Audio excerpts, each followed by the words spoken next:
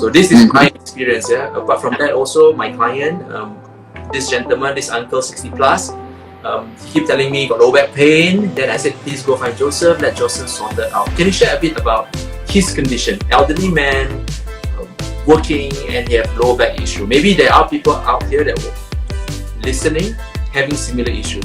Can you share a bit his challenges?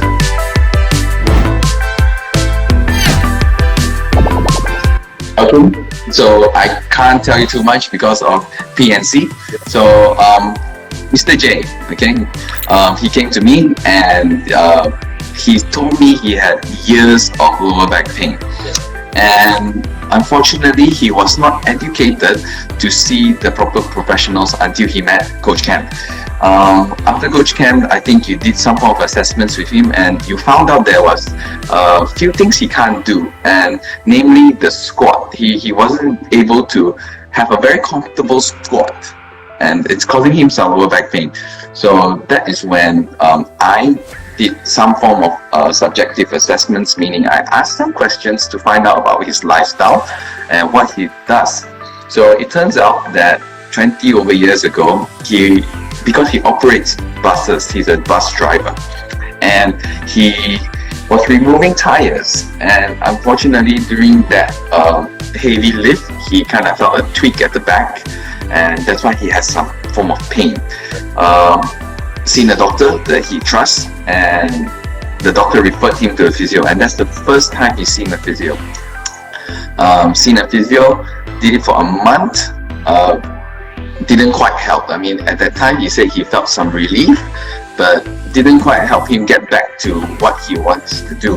What he actually wants to do is his flexibility to improve. He wants to be able to squat, Asian squat again, like all the way down, and work comfortably. So he in turn went to see other physios. That is before he met Coach Cam, by the way, for context purpose. He went and see other physios, but after more thorough investigation, it's actually not a physio center. He went to a traditional Chinese medicine practitioner, which did a lot of massages for him only, and that helped relieve the problem for a day or two, and then he came back. Then he said, okay, something is not right, and then he went and see another physio. This time it is a physio, but he was unsatisfied because of the professionalism, meaning when he went to the first session, the physio took down some stuff about his condition, and when he went back for a follow-up, the same person has forgotten what happened to him or forgotten what he has done for him. So unfortunately, he was not satisfied with that. And then I think he met you, and I was the third person he saw, and I got straight to the point. I assessed this problem, and it turns out that a lot of problems are not just lumbar spine. So if we see our anatomy, our body, we have spines. So we have the cervical spine over here, thoracic spine over here, and then the lower back area, which is around your belly to your pelvis, is called the lumbar spine. So a lot of people would think that, oh, I have a low back pain, that means it is a slip disc. If not the slip disc, and then it would be a back muscle sprain. But rest assured, he was not having any form of slip disc. So what actually was happening was his pelvis. We have two pelvis that makes our pelvic bone up, okay? And it's like a bowl shape. So for him, he likes to keep his bowl tilted in a certain way, and that caused a lot of discomfort for him. So it will make sense, because as a lorry driver, a bus driver, he sits a lot and he keeps in a very leg raised position. Cuba komen sikit kat bawah apa yang you all pelajari dari episod hari ini. Also, jangan lupa untuk subscribe and share this video dengan kawan you all yang nak sihat and kurus. Okay, so everything kind of tightens up over there, and as when I do my assessments, I basically just lift his hip flexors, okay, and move his hip away from his pelvis, or in layman terms, I move his leg away from his body and he didn't like it one bit. So that will suggest to me, okay, this guy does have some hip flexor tightness. So this is what I commonly see in the general public nowadays, because we're just not moving enough, and we're all always in a sitting position. Even during this interview, we're all sitting. Watching this, we're all sitting. So if you guys want to feel, so basically it's just it's the top of your leg, and sometimes when we sit too long, you feel that compression over there, and that's basically the hip flexor tightening up. So what I generally did for him was just to release up some of the tight muscles for him and teach him different strategies to squat. And this is where I will have Coach Cam to, with his razor sharp eyes, to see, okay, now you can do an anterior pelvic tilt, meaning your pelvis is able to tilt forward, and that would help you get a better squat. So all in all, I just addressed that problem, help him regain some of his flexibility, and that's why he felt, hey, wow, Joseph, you got a magic hand.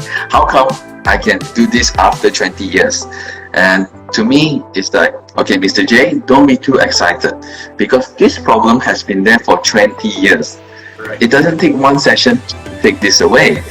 And this is where we as physios will work together with the personal trainer to overload the muscles that need to be built, and therefore getting him stronger. So it's not always a one-way street. It's always a two-way street. And I never believed in myself doing everything. It's always a team, and that's why, as well as in our region culture, everything is a team.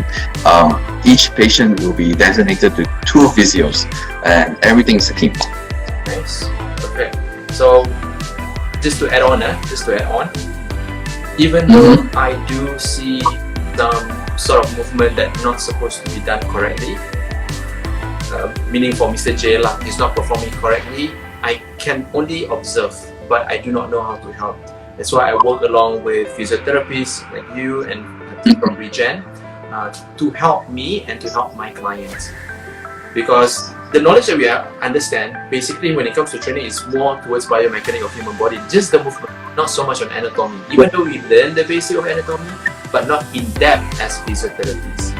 So for people that are viewing, if you do have some sort of injury or restriction, I highly recommend you guys seek for professional advice instead of listening to your friend. Because friends always say, you got lower back pain, like, yeah, must be your lower back exercise, or don't do that, do another thing. Like, that's gonna get worse. That will get worse. Okay. Can you share a bit what sort of activity people can do in the office or at home if they do have a similar kind of problem? Meaning, if they have lower back problem, in general, we're not going to be so specific what kind of lower back problem. Let's say he or she has lower back problem and maybe joint pain on the knee. What kind of activities this person, he or she, can do in the office and also at home?